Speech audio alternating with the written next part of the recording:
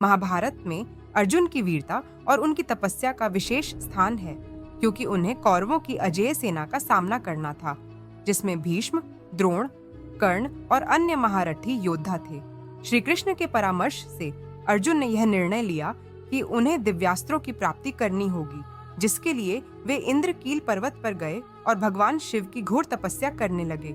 वे कठिन नियमों का पालन करते हुए केवल हवा और पत्तों पर जीवित रहे और शिव जी की कृपा प्राप्त करने के लिए अपना संपूर्ण ध्यान उनकी आराधना में समर्पित कर दिया।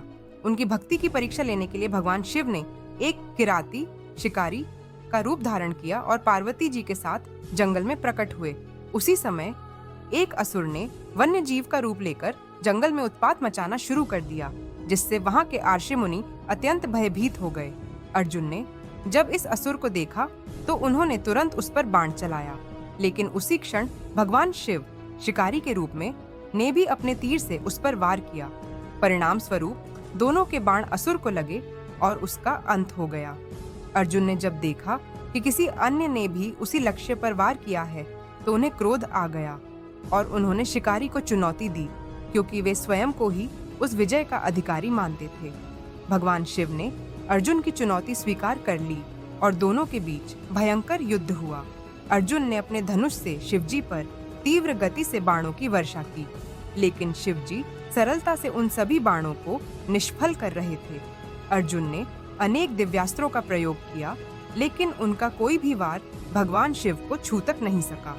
उन्होंने ब्रह्मास्त्र तक का उपयोग किया, लेकिन वह भी निष्प्रभावी रहा, जिससे अर्जुन चकित हो गए।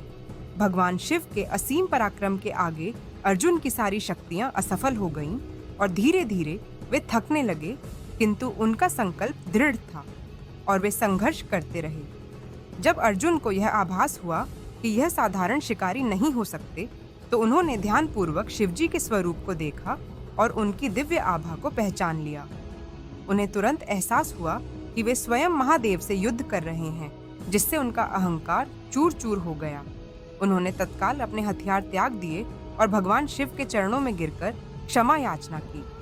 उनकी भक्ति और समर्पण को देखकर भगवान शिव अत्यंत प्रसन्न हुए और अपने वास्तविक स्वरूप में प्रकट होकर अर्जुन को आशीर्वाद दिया। उन्होंने कहा, हे अर्जुन, तुम्हारी भक्ति और परिश्रम से मैं प्रसन्न हूँ और इसलिए मैं तुम्हें सबसे शक्तिशाली दिव्यास्त्र पाशुपत अस्त्र प्रदान कर रहा हूँ। यह अस्त्र इतना शक्तिशाली था कि यदि इसका उपयोग अनुचित समय पर किया जाता तो यह संपूर्ण सृष्टि का विनाश कर सकता था। इसे केवल अत्यंत गंभीर परिस्थितियों में प्रयोग करने की अनुमति थी और इसके संचालन के लिए उच्च कोटि की साधना आवश्यक थी। अर्जुन ने भगवान शिव से यह दिव्य अस्त्र बड़े आदर और श्रद्धा से प्राप्त किया और कृतज्ञता व्यक्त की। भगवान शिव ने अर्जुन को आशीर्वाद दिया कि वे महाभारत के युद्ध में अजेय रहेंगे और उनकी विजय सुनिश्चित होगी। इस कथा से हमें कई महत्वपूर्ण शिक्षाएं प्राप्त होती हैं। पहली, परिश्रम और भक्ति से कोई भी लक्ष्य प्राप्त किया जा सकता है। दूसरी, अहंकार मनुष्य को अंधा बना देता है और विनाश का कारण बन सकता है। तीसरी, ईश्वर अपने भक्तों की परीक्षा अवश्य लेते हैं ताकि वे यह सुनिश्चित कर सकें कि भक्त वास्तव में योग्य है। और चौथी, दिव्य शक्तियां केवल उन्हीं को प्राप्त होती हैं जो उनके योग्य होते हैं। अर्जुन ने कठोर तपस्या, अपार श्रद्धा और समर्पण से भगवान शिव को प्रसन्न किया और उन्हें पाशुपत अस्त्र प्राप्त हुआ, जो किसी और योद्धा को नहीं मिला।